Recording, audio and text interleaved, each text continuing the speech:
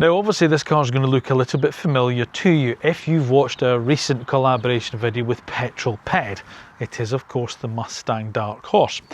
And I thought it'd be, well, a bit silly of me not to grab the keys to the car and spend a little bit of time with it whilst I've been filming with Pete while he's away sticking the kettle on for the umpteenth time today, and get a little bit under the skin of it and really find out what the Mustang Dark Horse is all about. So that's what I've decided to do.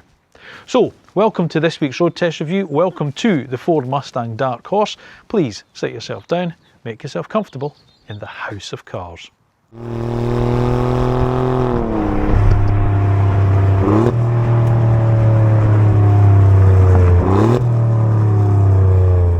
Now it took some years for us here in the UK to actually get a Mustang in right-hand drive form.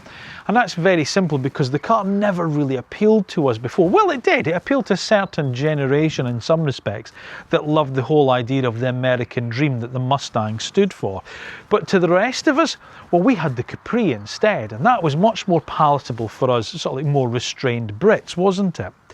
But that's not to say that there wasn't some appeal with the Mustang, and of course in some respects maybe this modern interpretation of it, whilst toned down from those original cars, still embodies a lot of what made the Mustang great. It is after all still a 5-litre V8 engine driving the rear wheels through a manual gearbox.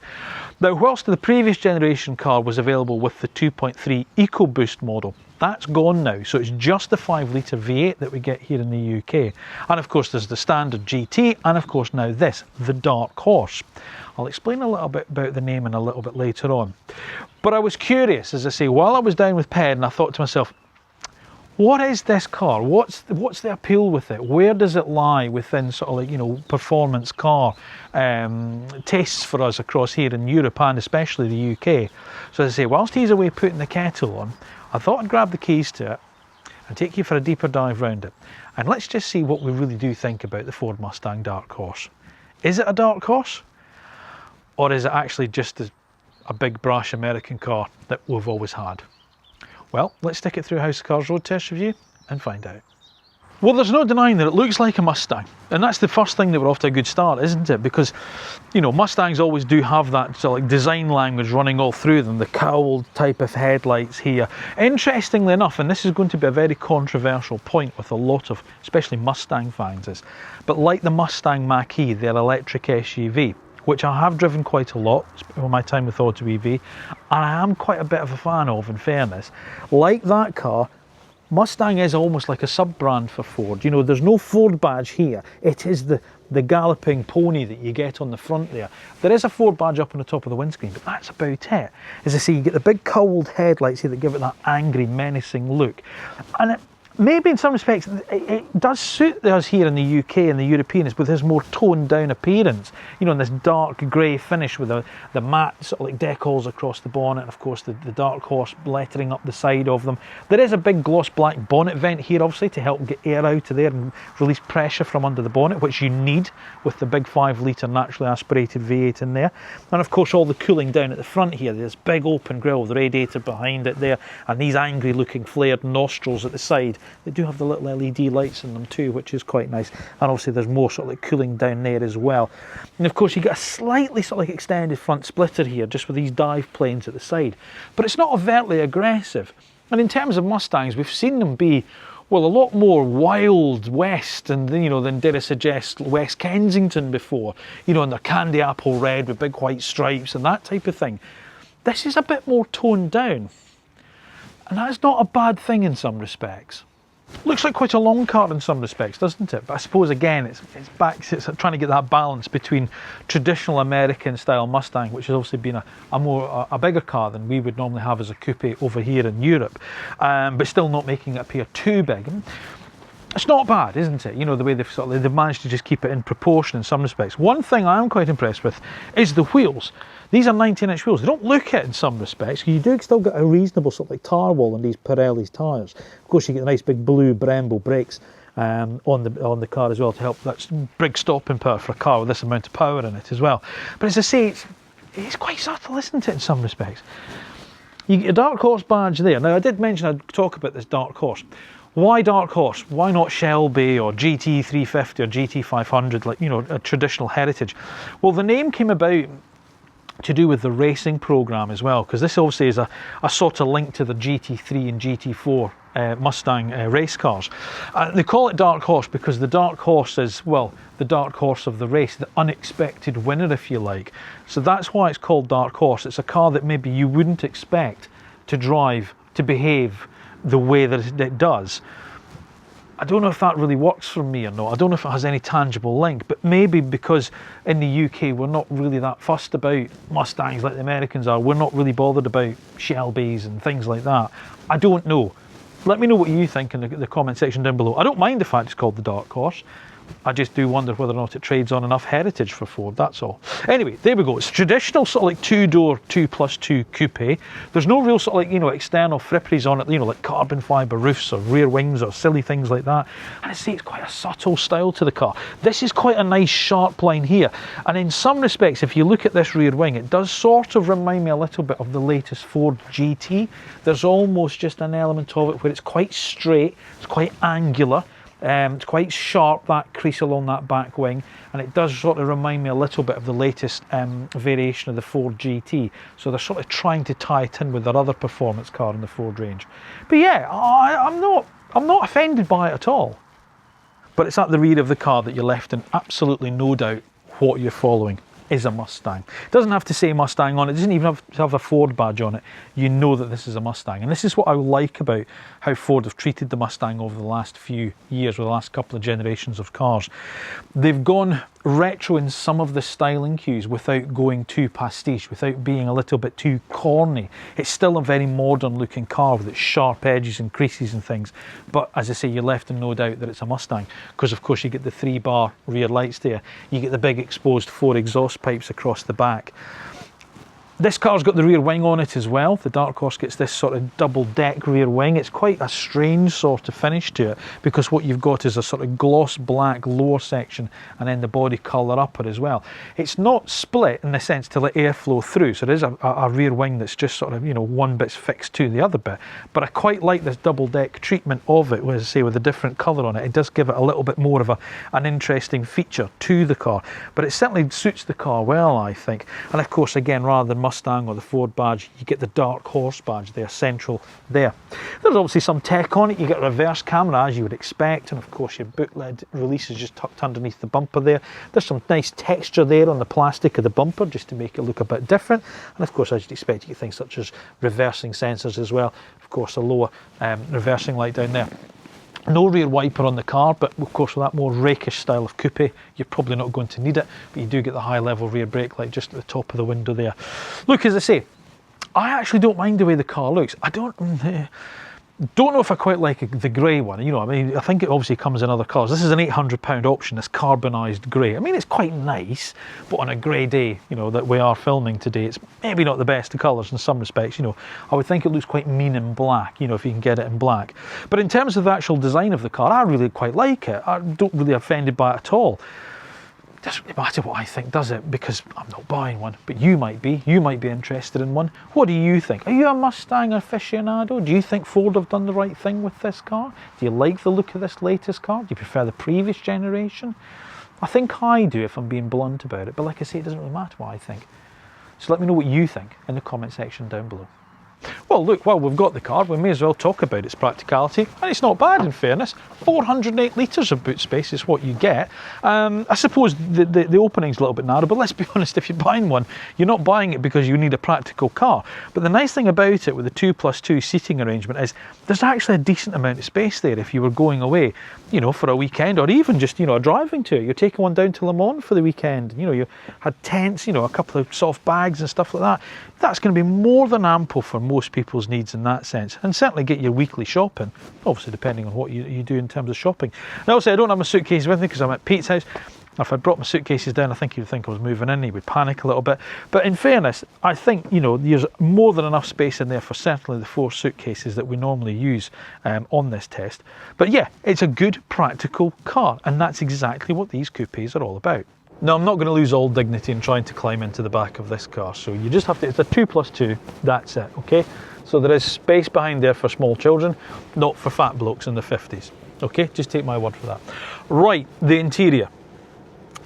Maybe this is where it sort of belies its origins. Maybe this is where it sort of like, you know, just doesn't quite come up to scratch in some respects against some of the competition like we've seen today. It is quite modern for a Mustang in some respects, because now you've got this complete screen dashboard here. You get 13 and a bit inch screen for your infotainment, and I think it's a 12 and a bit inch screen across here for the driver's display, which I'll talk about in a second. It's Ford Sync 4 system, which is all right, you know, but it's not the best. It can be quite laggy when you go into certain things. You know, when you press it, it takes a little bit of time for everything just to sort of like, you know, find itself and come up, like loading up the navigation and that type of thing. However, you do get standard Apple CarPlay and Android Auto, which no doubt most people will just use, and that's fine, and it's there for you for that reason.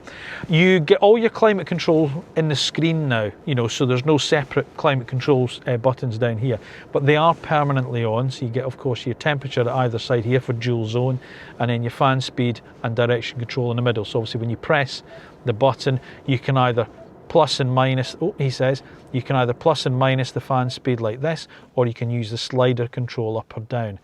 So it's not bad in terms of its usability, but just, you know, considering that you are using a screen, you do get a reasonable sort of like option to do it in, you know, various different ways. Then we sort of like move down here a little bit, and as I say, just the quality just doesn't feel quite there. You know, the leatherette style sort of like of the dashboard here, you've lost that sort of twin cowl design of the dashboard like you get in the Mustang Mach-E and you get on traditional Mustangs, which I think is a little bit of a shame. I think they could have made that really work even with screens, so it's a little bit of a shame they've lost a bit of the design. But again, maybe they're just thinking, well, you know, as a modern Mustang, it doesn't need to reference the past. But they've done that on the outside, so why not do it on the inside? Anyway, there we go. So you do get this sort of like leatherette style dashboard here, and then this sort of fake carbon trim, if you like, around the centre vents here, and then around this button pack here, which is, apart from the steering wheel buttons, the only real physical buttons you get in the car. And these are for, it's like one big touchpad, if you like, that's along here. So it's for things like such as turning the stop-start off, going into your modes, you know, that's done here. You press the Mustang horse and it brings up your My Mustang settings, if you like. So to go into the track apps, to have the auxiliary gauges up, you know, because you can have things such as oil G meter, you can have things such as the battery voltage meter up there as well. So that's there for you too. Then you've got things such as turning off your DSC, your hazards, and of course a favourites button there, plus a maximum defrost for the front screen. You do have a physical volume control, which is here, and then you've got buttons up on the steering wheel as well, depending obviously on what you need to use. So over on the left hand side, we've got things such as the cruise control pack, and over on the right hand side you've got things such as volume and media control here. Now I want to just talk about this screen in front of me here, the driver's display, because it's quite a big screen. It's quite easy to see at a glance, but I'm not sure they've prioritised the right things in some respects. So you get this bar rev counter that goes across the top here. You've got the small speed readout on the left, but they've prioritised the gear shift, which is in the middle there, because you get the 6-speed Tremec gearbox in this particular car we've got. So that's maybe the only bit of the downside. It would have been nicer to have the speed slightly bigger, I think, in some ways, because we do need to know how fast we're going after all. There are different modes that you can go into. So if I press the mode button on the steering wheel, you've got normal, sport, and track. You also have another one that's called drag strip. There's also another one, slippery roads. I think that's the one that does the line lock, where you can lock it in, and of course you can do the big burnouts. I don't advise that for a Sainsbury's car park on a Saturday night, however, please. And then you go down to there's another one down here, which is slippery roads. And then of course there's another one for custom, so you can set the car up how you want. So that, you know, there's nice accessibility into things such as that, but it doesn't really change the layout of the dash, which fundamentally I don't think works that well. As I say, it'd be nicer to have even an emulation of digitalized dials. I think would have been better. You know, almost like that twin cowl style dials would have been really nice in there, just to give you a little bit of nod to Mustang's heritage. But there we go, you don't. What I do like, however, is the slightly thinner 3-spoke steering wheel that you get in this as opposed to the BMW. This is a much nicer thickness of steering wheel, which works better, I think, on a performance car such as this. Down here you've got things such as your light switches, obviously as you'd expect, boot release, and of course you get electric window switches and mirrors down the door as you would see fit. Now, the centre console, just a couple of things to mention here. You do get a wireless charging pad, which is on here. But as Pete's probably pointed out in his video, it's a bit of a shame it then just comes apart with this little rubber mat. I don't know why that's not fixed in place more. Maybe it's to help you clean it, I don't know. But it's nice to have the rubber thing there to stop the phone sliding around, but it'd be nice if that was actually fixed in place. You get a USB-A port there and a 12-volt socket there, so it's starting to show its age a little bit with that even. 2 cup holders here, you know, which aren't in the best place on a manual car for changing gear, but then where would you put them? And BMW haven't exactly excelled themselves with where they are in the M2, so in fairness, I can't really criticise Ford for that. I'm sort of with Pete on this handbrake situation. So you pull it on, you pull it up to put it on. You think it's a manual handbrake, it's not, it's an electric one, but you've just got this big handle, so you push it down to deactivate it, that's it off. That's it on, so when you pull it up it drops back down. It's like a fly-off style, but it's electronically activated. Why not just have the button? Why not have a button and free up a bit more space? Maybe it's a centre theatre, maybe that's why. You get the cue ball gear knob, however, which I do quite like, and it does feel nice in my hand. However, the only criticism I will say is this sort of dark chrome finish. This car's done, what, 5,600 miles, and this is all scratched already. I love the gear stick, it just needs a slightly more, you know, a better finish to aid its longevity. That's all I would say. But I really do like the gear knob itself, but I just wish it was finished slightly different so you don't get so many scratches and stuff on it. The seats, right, the seats are okay. The Recaro seats, they're okay. You've got electric adjustment forward and back, but manual backrest, okay? Which is maybe a little bit of a shame in a car at this value. However, you know, again, thinking about what the sort of like focus of the car is, maybe it's not such a bad thing.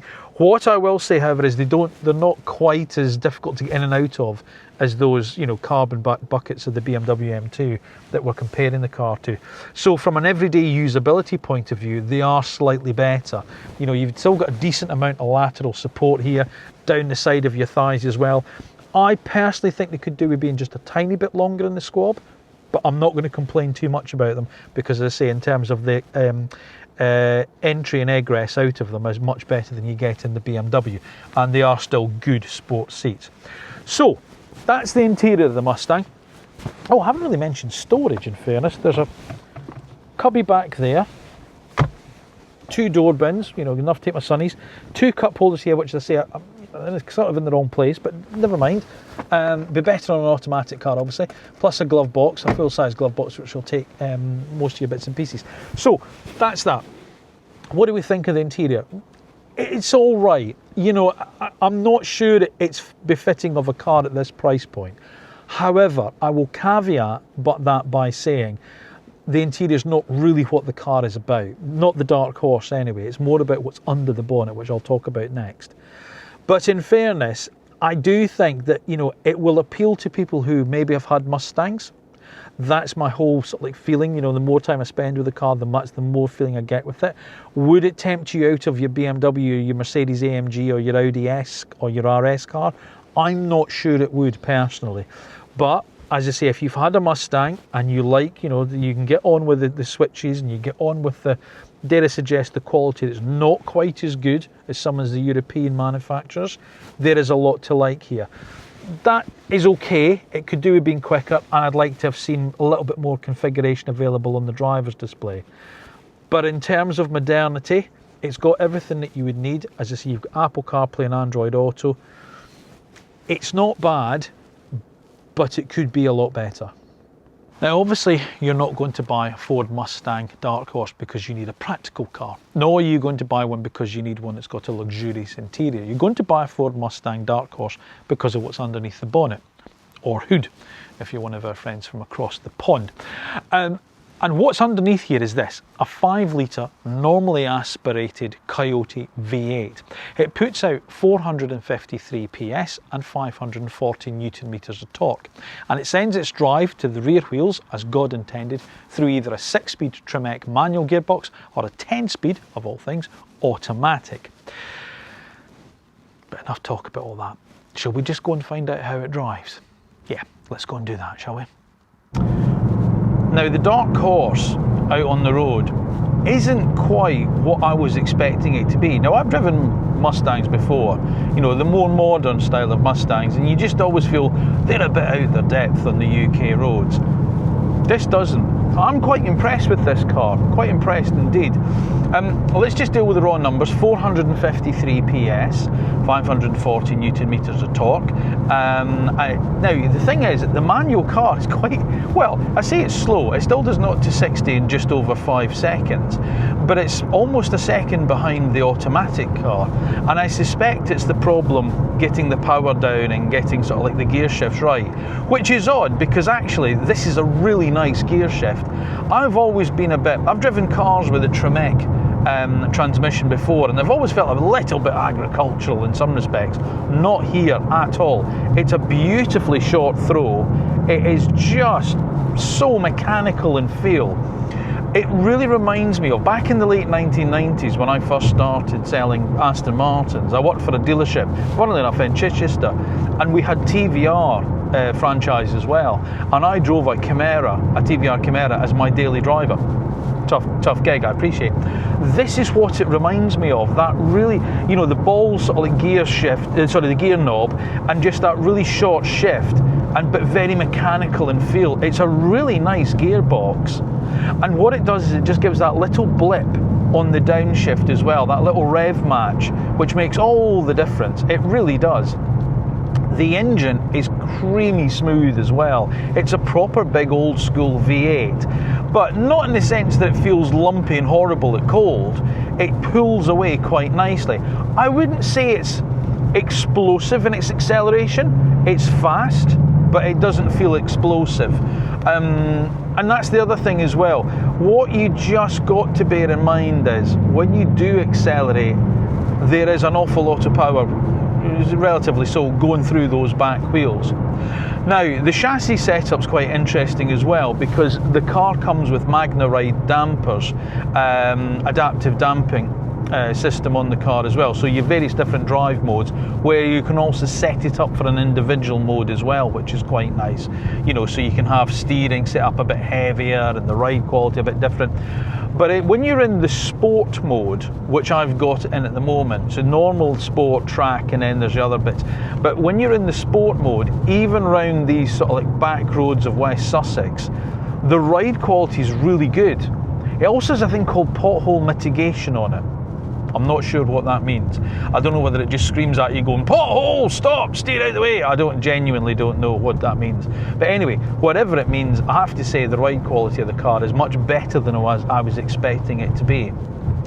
That being said, what you do tend to find is you do have to adopt that old muscle car type of mentality, especially when the roads are quite greasy and damp as they are in November at the moment when I'm filming this.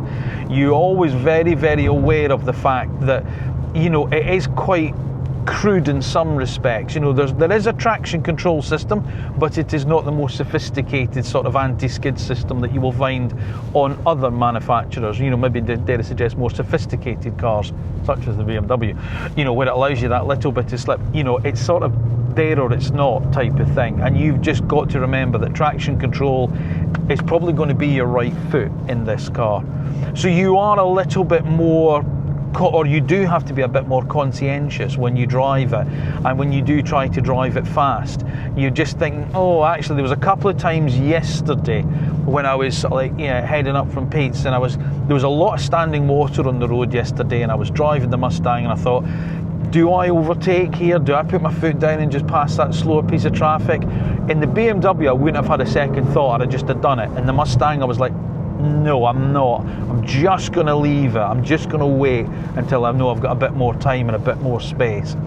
I can imagine it's almost a little bit like if you ride a really big bike, motorbike, on sort of like conditions like that. It's that type of mentality that you sort of adopt with this car. It's like, am I really going to light the tyres up and I overtake this bus, you know, going along here at 15 miles an hour in this short straight? I'll leave it. I'll wait till there's a longer straight. That's the type of mentality I've adopted with the Dark Horse.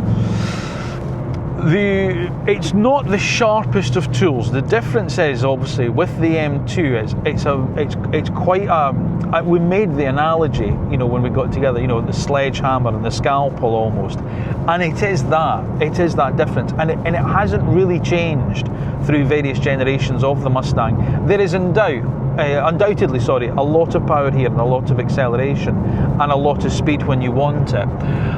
But there isn't a huge amount of sophistication in some respects, and the BMW just feels that little bit of a sharper tool to string a set of bends together. Where the Mustang really impresses, however, is more of that GT style of car, that Grand Tourer. I can imagine this being a car that you would throw a couple of bags in the back of a 10 and grab your mate and head off to Le Mans. This is that, you know, this is the perfect car for that. You know, that really long-legged drive where you do want a little bit of speed on some of those more open French A roads where you maybe can just get a little bit more of a lick on, but actually there's still a little bit more of a sort of like a low revving sort of like comfort there almost, you know, when you can just lope along and it's quite comfortable. You can relax a little bit more, sit back a bit more, you know, the steering isn't as, you know, sort of like sharp and things like that. There's a bit more play in it, you know, you can just sort of like cruise along a bit better. That's where the Mustang, I think, will work, or on a more open style of track, you know. So if it is that more, you know, track focused car that Ford have gone with for the Dark Horse, yes, I can understand that, but it's not the type of car that I would want to attack a proper English B road in. I'd want a nice wide circuit before I started doing anything like that. I'm going to go back to the engine a little bit here because you can probably hear it. You can alter the note of the exhaust as well. I've popped it in race, I have to admit. It does sound lovely. I mean, Pete was saying he said his two favourite things about this car was the engine and the gearbox, and there is no doubt in my mind he's absolutely bang on with that, because they're just, the two of them are mated so well, and that exhaust note is just proper old school burble. And as I say, that little rev match as you downshift makes you feel like a proper hero as you're coming down the box, and it's such a nice box to use, it really is. The interesting thing as well is it doesn't feel like an overtly large car. It is a large car, it is a big car, but it doesn't feel ridiculously large like old school Mustangs do, if that makes sense. You know, it's maybe no different to, I mean, cars have got bigger these days anyway, you know, like normal European cars that we're used to, such as BMW, Mercedes and things like that. You know, as I was saying earlier, the M2 is effectively sort of like the size of the old M3, of an E46 M3. So, you know, cars have got bigger. So this is probably more akin to the size of the M4 now, you know, that style of car, that more larger style of 2+2 coupe that, you know, that maybe 20 years ago, 30 years ago would have been things such as the BMW 8 series, for instance, or the 6 series, you know. So it is that style of car, so it doesn't feel ridiculously big on these tighter West Sussex roads. But as I say, with the steering base being that little bit slower, that little bit more, not ponderous, but just a little bit, you know, it's a bigger wheel, it takes more to turn the car into the bend, and as I say, you more adopt that sort of like slow in, fast out style of driving.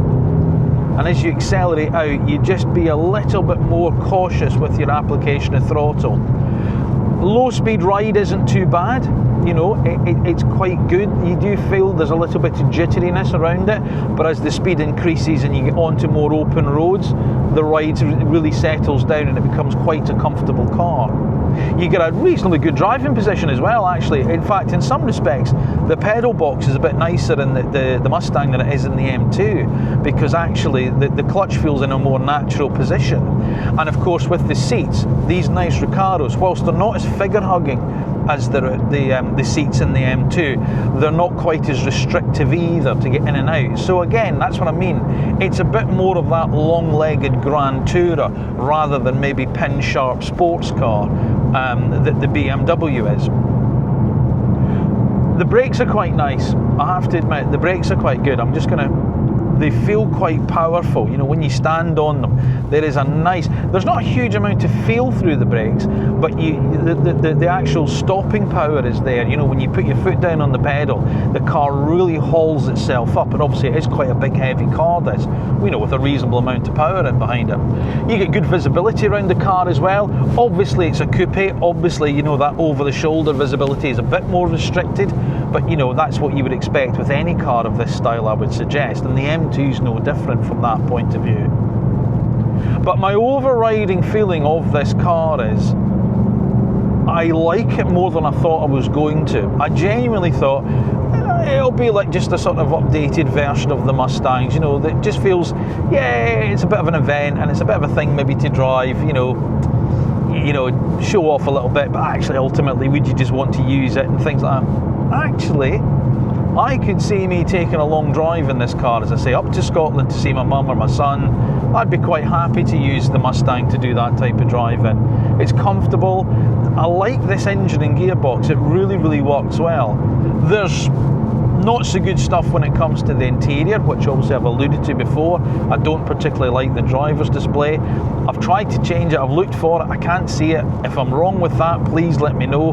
But I find it really odd that the speed is just a little number down here on the left, and it prioritises the gear that I'm in rather than the actual speed I'm doing, which I do find very, very odd.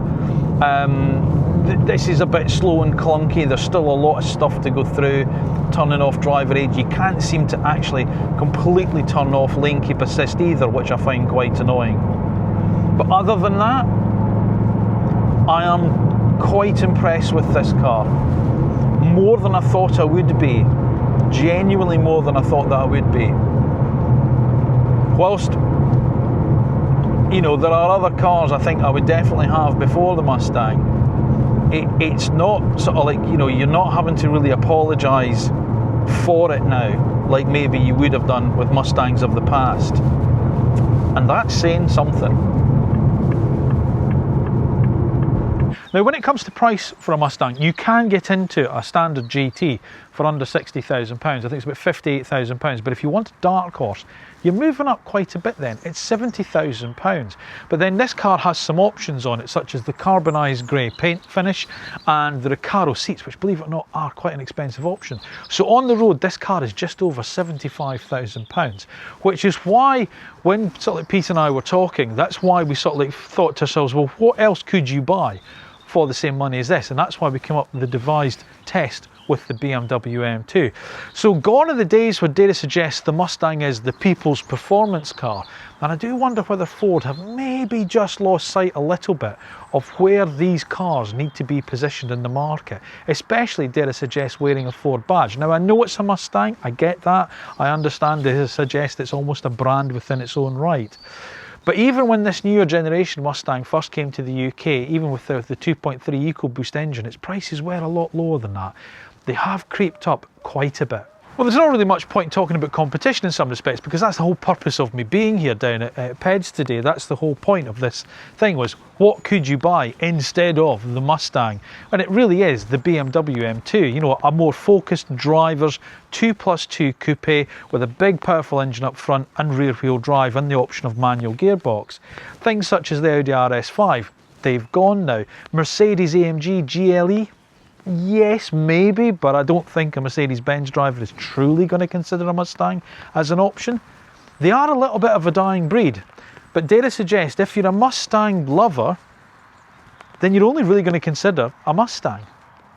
So, the Ford Mustang Dark Horse, what do I think? Well, I liked it more than I thought that I was going to, if I'm being absolutely blunt about that. I don't know, maybe I had this preconceived idea that it's a Mustang, it's maybe not going to handle as well as I sort of thought it, you know, that Ford had alluded to with this whole Dark Horse thing, and maybe I thought it was going to be sort of like a bit old and a bit lumpy like they used to be, but I genuinely don't think that. I don't think it's a precise driver's tool, personally. It impressed me more as a grand touring car. As I said, I think it's the kind of thing that you could chuck a bag in the back and take your mate down to Le Mans in. I think it's that style of car. There's no doubt that it sounds fantastic. I think the gearbox is really good. But I'm concerned about sort of like some of the fixtures and fittings and whether the interior is really befitting of a £75,000 car. And there's just elements of me that wonder whether or not that the person that's going to spend £75,000 on, say, like a BMW M2 or a Mercedes AMG, would really consider a Ford Mustang. Now, obviously, you know, if you've been watching this, that obviously I've been down doing a film with the comparison with the M2 with Petrol Ped. So I'm going to bring Pete into the video now to get his views on this, because he's really been living with this car for the last week or so. What's your thoughts on this, Pete? What do you think? I've grown to like it. I think it's one of these cars when it first arrived. I mean, I think it looks awesome. Yeah, I do agree with you on that. I think it's maybe a bit punchy for some people, but it's an aggressive, sleek, long bonnet, lovely wide hips, aggressive rear end with the quad pipes. It looks really, really cool, and it sounds unbelievably good. Agreed. For modern day car, bear in mind it's still got OPF filters and restrictive cats and all that kind of stuff. It still sounds great. And when I first got in it, the interior is underwhelming. Yeah, I've just I'd agree kind of with you heard on you that. said for that kind of price point, I want an interior that's way nicer. Yeah. The infotainment system, I'm sorry, Ford, it's not great. No. I know most people pair their phones nowadays, but even just going into the menus to do things like drive modes and turning off ADAS systems and that kind of stuff.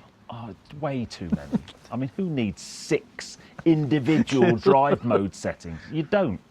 And then when you drive it locally at slower speeds, it's heavy and agricultural, and you don't feel like it's a sporty driver's coupe like it's being pitched as. However, when you then start pushing on, if you put it into sport mode and you get a nice bit of road and you drive it and you start increasing your speed a little bit, it starts to come to life. Yeah. The gearbox is sensationally good. I think so. I think it's one of the best manual gearboxes I've driven in a long time. Yeah. It's got a really lovely short throw. The gates are precise. There's no wobble in the gate at all. Unlike the M2 that we've been testing over the last couple of days, which is a little bit vague. Yeah. So the gearbox is sensational, and the marriage between the gearbox, the clutch, and the engine just allows you, on the way up, to have really super smooth gear changes. On the way down, you got that little rev match on the way down. Yeah. You can heel and toe if you wanted to for yourself, but so the driving dynamics are way better than I thought they would be. And let's face it, I'm going to probably upset some Mustang owners here, but if you went back 15 years ago, 10 years ago, Mustangs were great in a straight line. Yeah. But when they got to a corner, they were like, oh, what do I do here? What do I do here? It's like, I mean, this has a drag mode. Yeah, that says all that you need to know. Drag strip mode? Come on, really? But it actually goes around corners really well. Yeah, no, it does. I think you're right. I think that it was better than I expected it to be, and that's and as I say, it doesn't feel humongous. I said in my review, in the sense that, if you think about where BMW M4 is now, that's a big car now. Audi RS3, I know that's no longer around, but it's that size of car now. Yeah. So maybe they've got bigger and Mustangs come down a little bit, and now it's usable on UK roads. But I just keep coming back to this, and I just think to myself, it's £75,000 when the Mustang was always that sort of blue collar hero.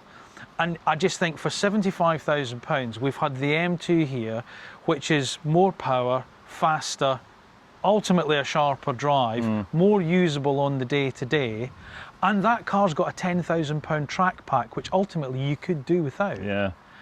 And therefore, it makes this £10,000 more than a standard M2. It's a lot of money for what it is. If it was 55 grand, I'd go. See, I'm at 50. So I tested one of these, its predecessor, in 2018. Yeah.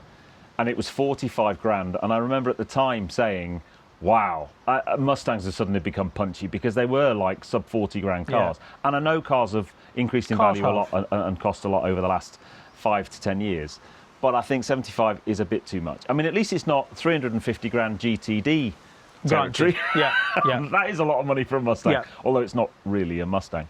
So it is a bit punchy. I think it's 60 to 65k. You're probably there or thereabouts, because it's got a lot of performance. I mean, there's not many. You've got a 5-litre V8 with a really good manual box and rear-wheel drive. It's got all the ingredients of a driver's car. I don't think it's as precise a tool as let's say a BMW M car, or if you got in something from Porsche. I'm a big Porsche guy. Yeah. And I know they're a bit different. The Panameras may be the closest you're going to get to that in the Porsche range. But they just have this feeling of precision and lightness and agility, and that's not things you get a feeling for in this car. No, you don't. But it sounds epic all over the place. Yeah. It goes like stink. And I think because you have to really be on your A game, there are many videos on the internet of these things leaving car shows and T-junctions and accelerating down the road, and as you hit second gear, spearing off into the undergrowth. Usually preceded by the words, "Watch this." Yeah, exactly. But you get that feeling when you drive the car. We've been driving it in less than ideal conditions. Yeah, pretty suboptimal. Suboptimal, I think you'll say. Wet, greasy, muddy roads, lots of leaves, and you have to really think about when you're going to put your foot down. I was this morning coming here, I've got the kind of other half test. Yeah. You know, I don't mind driving this car. Would I want Tracy, who's a very competent driver, to drive it in the wet? Because she wouldn't be thinking necessarily about, and it's not because she's female, by the way, it's just because she's not thinking about the drive completely. She's using it as a tool to get somewhere. And you go for an overtake in this and really put your foot down. And you know you need to be on your A game because it has so much torque and so much power. So it is a bit leery, but it's quite cool at the same time. I think my summation of it is this: it's better than I thought it was going to be, without doubt. I think it is a very good car. It's the best Mustang I've driven, and I've driven quite a few, and this is without doubt the best. Better than the Mach-E, really? Yes, funnily enough. And I think, and dare I suggest, worth it more than the Mach-E is. But I like the Mach-E. But I think this is probably the best Mustang that I've driven. I think Ford have done really, really well with it. I think it's too punchy on the price. I think I'd sum it up with this. If you are a Mustang person, I think this is how I said it to you earlier. If you take, for instance, 911 drivers, and you've got a 911 Carrera, or maybe a slightly older 911, and you think that the GT3 is the pinnacle of the 911 range, and I'm not talking about, you know, in terms, I know it's not the top of the range, I'm talking about it's the drivers, it's the real drivers one, the one that, you know, that a 911 driver could see, I could use that and I could really get on it, and it's the best performance I could get out of it. To me, that's what the Dark Horse is. It's like the GT3 of the Mustangs. It's, if you're a Mustang driver and you're aiming to get the best that you can, then the Dark Horse will tick that box for you, I think. If you're out there contemplating whether you're going to buy a BMW M car at 70-odd thousand, or a Porsche Cayman at 70-odd thousand, and you're thinking maybe I'll have a look at a Mustang, I'm not sure that you're probably going to wander into your local Ford dealership and walk out having written a cheque for £75,000 for one. No. But wait 12 to 18 months and buy one used, and there'll be a mega bargain. I don't know what that would be used in. And there you 12 go. to 18 months' time. That's exactly it. As a used car, what a lot of car for the money. And so that's it. Thank you, folks, for watching, obviously, my review of the Ford Mustang Dark Horse. Thank you to Petrol Ped for his input and his kind hospitality over the last couple of days. And we've done a couple of videos since we've been here. Three videos. We've done 3 videos. For you and one for me. Yeah, 4. so there's quite a few videos of the two of us with cars and stuff like that. So obviously make sure you're subscribed to the House of Cars channel, but also if you're not a subscriber to Petrol Ped, and I can't believe there's a band out there who isn't, but if you're not, could you just do that as well, please? I'd really appreciate it, and he would as well. And obviously, if you've liked this video, give it a little thumbs up and leave us your thoughts in the comments down below. Let me know what you think about this. Have you got one? Have you got a Dark Horse? Why did you buy it? Have you got the new model Mustang? Or an older one. Or an older one. What? Have we missed something? Are we just not seeing something that's there? Let us know your thoughts in the comment section down below. Just be kind, but let us know your thoughts in the comment section down below. And obviously remember, whether or not it is a fast car, or a slow car, an old car or a new car, a small car or a large car, a quiet car or a very loud car, you're going to find them all here in the House of Cars. Thanks again for watching. Thank you to Pete for being here. My pleasure. We'll see you again soon. Cheers.